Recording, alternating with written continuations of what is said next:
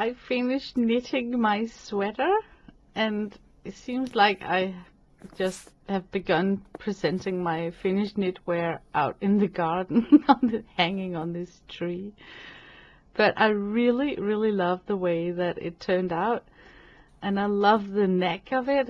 The round shape looks very nice on my body shape, so I'm just so happy that I finished it.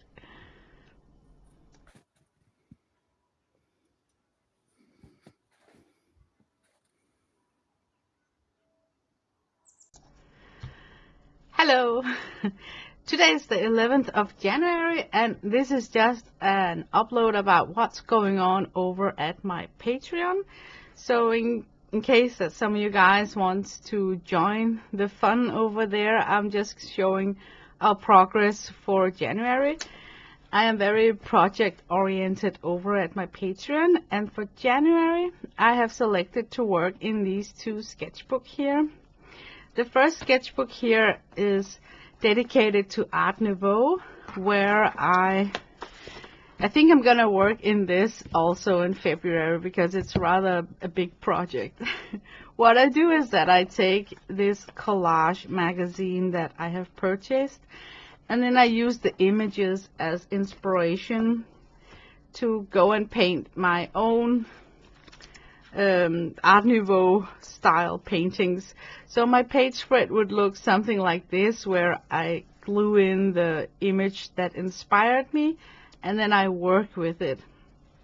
And it's only the 11th of January, so I have not done a lot of artwork in this so far.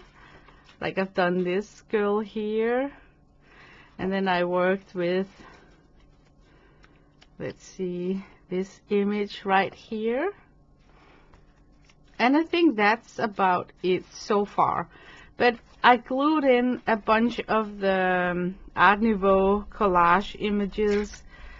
So hopefully this book will be more filled with my paintings during February. Then I also worked on another journal. And this is a fun one. What I do is that I work in this journal that I have titled, it's from 2024, and can you see there is a person right there? That's me walking with a green backpack, carrying an empty blank canvas under my arm. And I'm wearing a purple jacket and a beige hat. And the title of this sketchbook is It's Not About the Destination, but About the Journey. And here I'm walking out of the picture inspired by Mike Jacobson. So this whole journey in this sketchbook is me walking throughout a lot of famous painters' artwork to find my final destination, where I'll sit down and paint something on my blank easel. So it's going to be like a visual journey where I'm walking through a lot of paintings.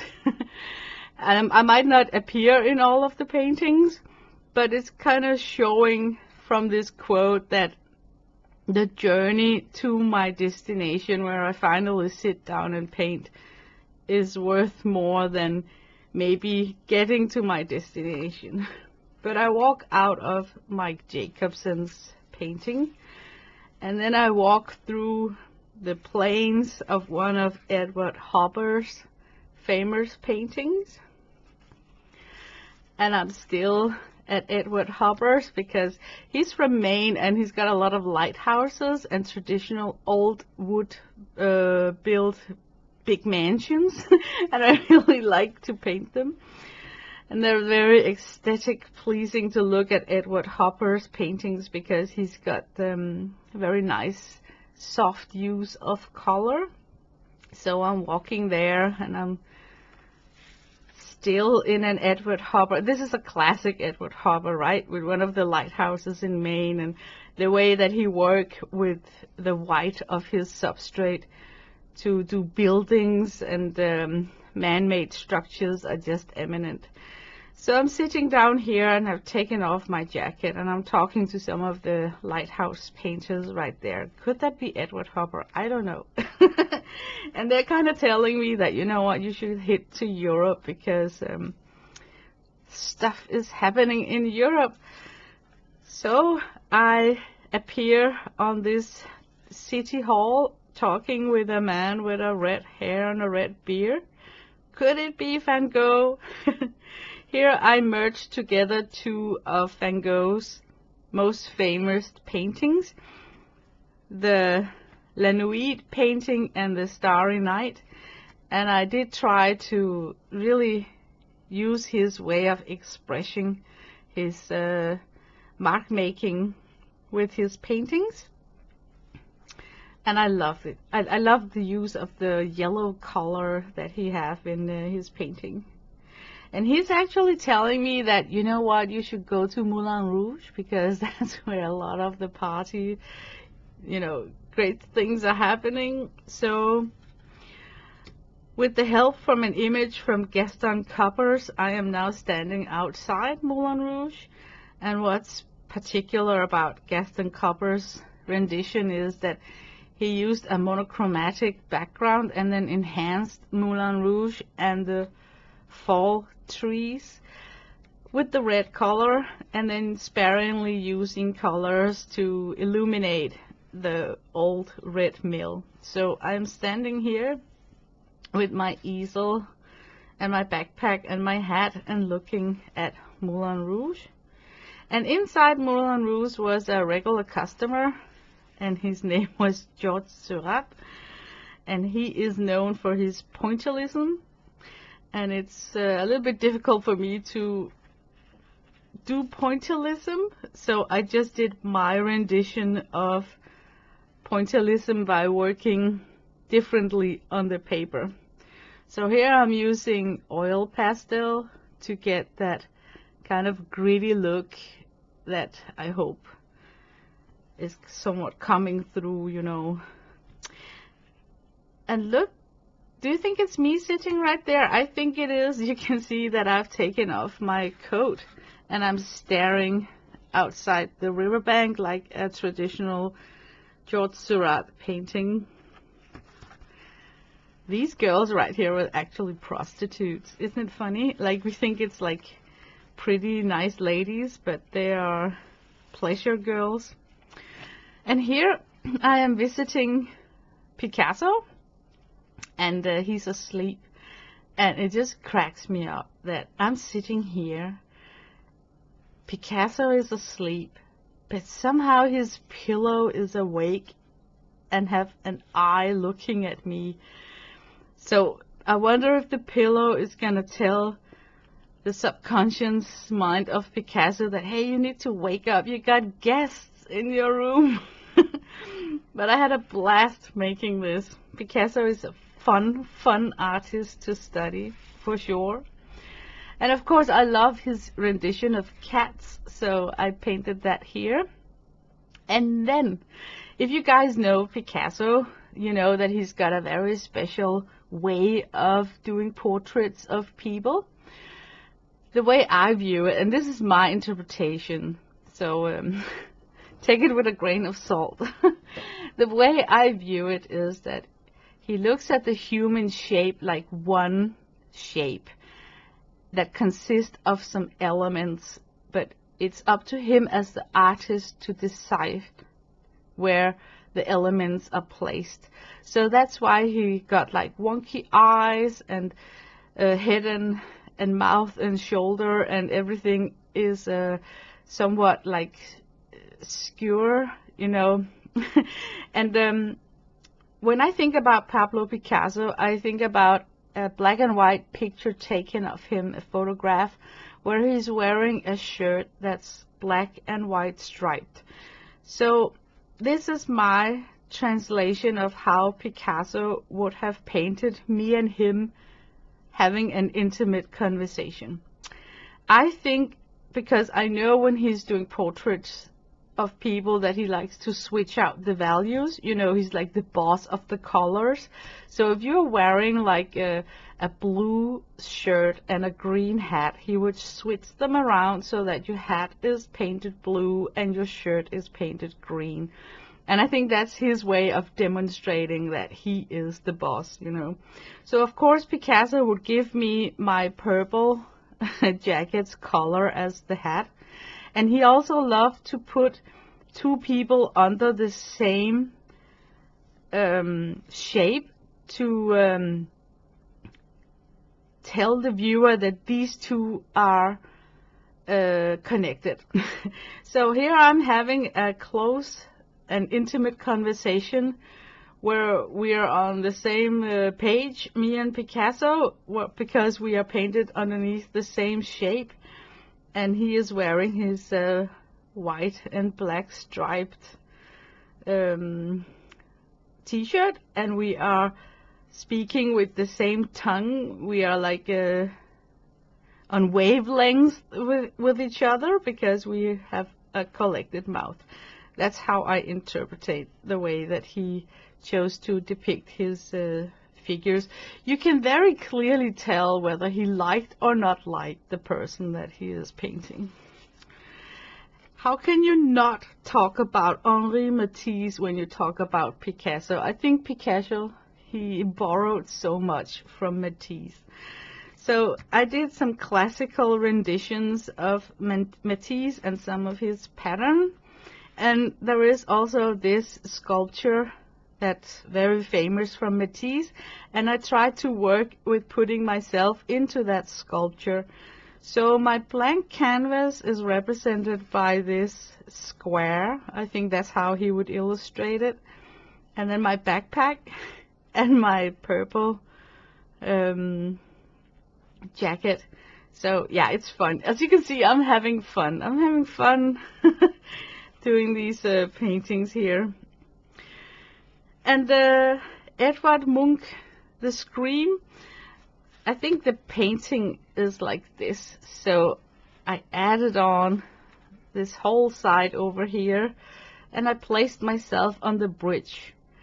There's this cluster, and I kept it to only a cluster of 3 because, you know, uneven number in art and collages. So, but from Edvard Munch, I got inspired to work with Claude Monet. So this is one of his classic paintings with the bridge. So, and then I was painting this, and I thought that there's something that's I have not captured his impressionistic style well enough to my satisfaction. So I wanted to stay in the universe of Monet because it's such a pleasant place to be. So I was really working hard with his rendition of Venice. So this is Claude Monet's rendition of Venice, where I am working really seriously by mixing a glaze of different tones and colors. I'm working with soft disappearing lines, and here hard edge, soft edge. He is very difficult to replicate because he uses a lot of colors in his artwork. It is mesmerizing. It is mesmerizing. So I'm staying in Monet's universe because I'm actually now so inspired by his work that I would love to learn from him. So I'm trying out this very famous sunset painting.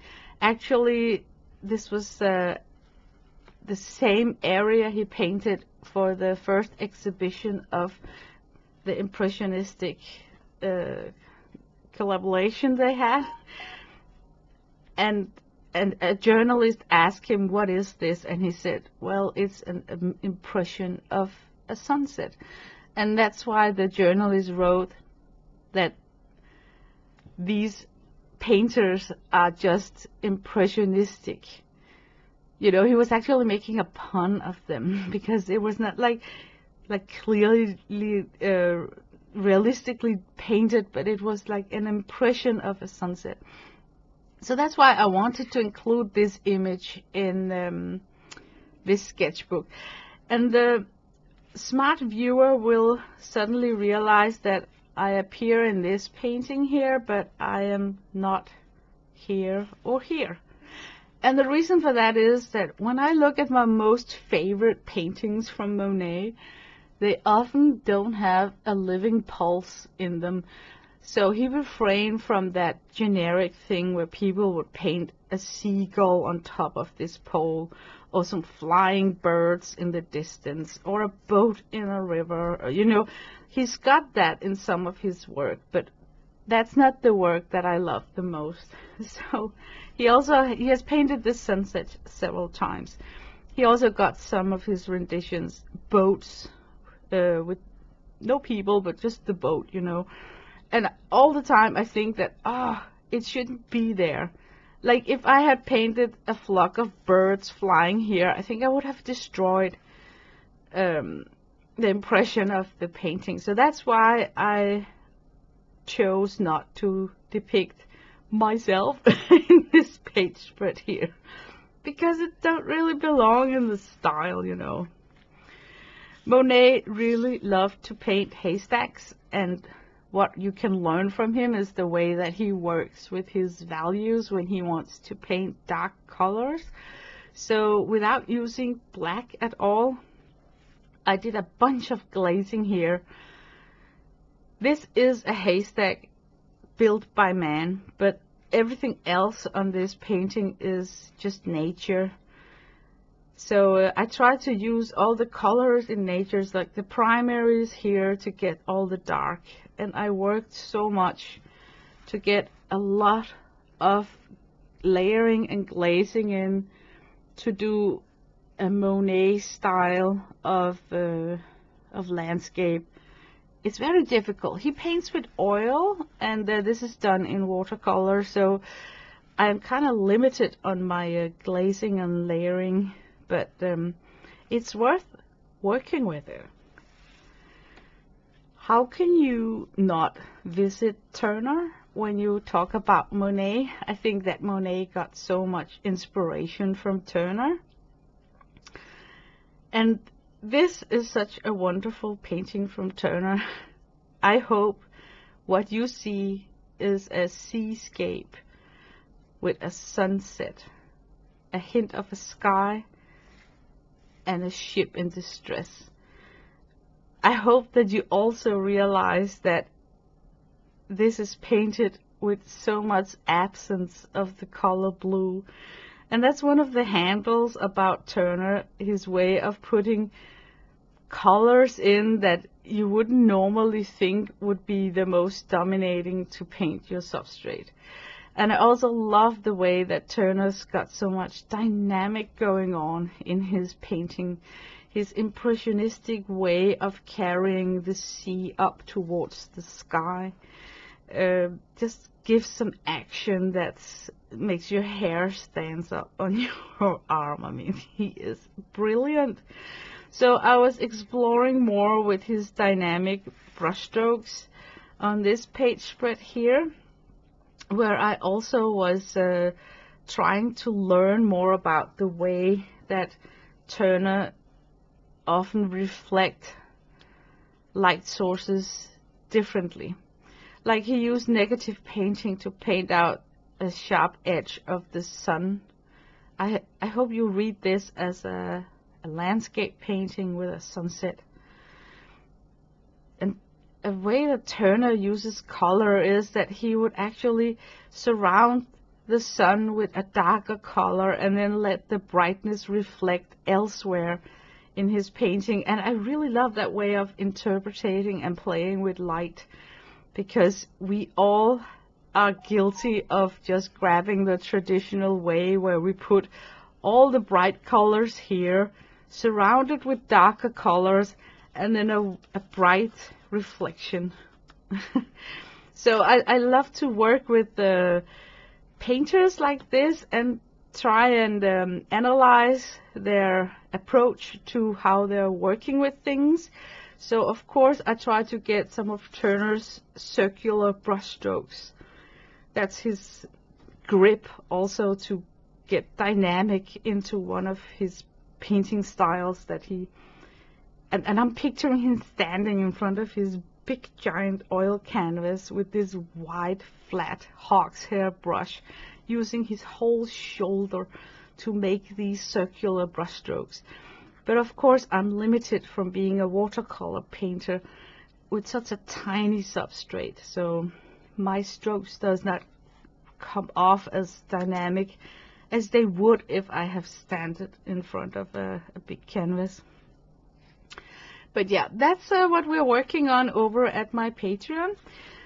I am going to continue in this journal, and it's only gonna be about this story, you know. It's not about the destination, but about the journey. And since, you know, time, I think this will last me way into February. The same with my Art Nouveau journal. So what's going on over at my Patreon is that we are working in these two journals, and I usually got a project going on that lasts 30 days, but this time I'm gonna make an exception, and I've told my Patreons that I think we're gonna work way into February, maybe March, to finish off these journals here. And what I do is that I try to be as uncensored as I can when I'm working on these pages, so I'm just telling whatever I feel, whatever I think, so that I kind of try and put words on my analysis of how I view other painters' artwork. So it's a lot of talking also. But thank you for watching. If you watched this far, and you're most welcome to come and join us over at my Patreon. I will leave the link in the description of this video. Bye bye.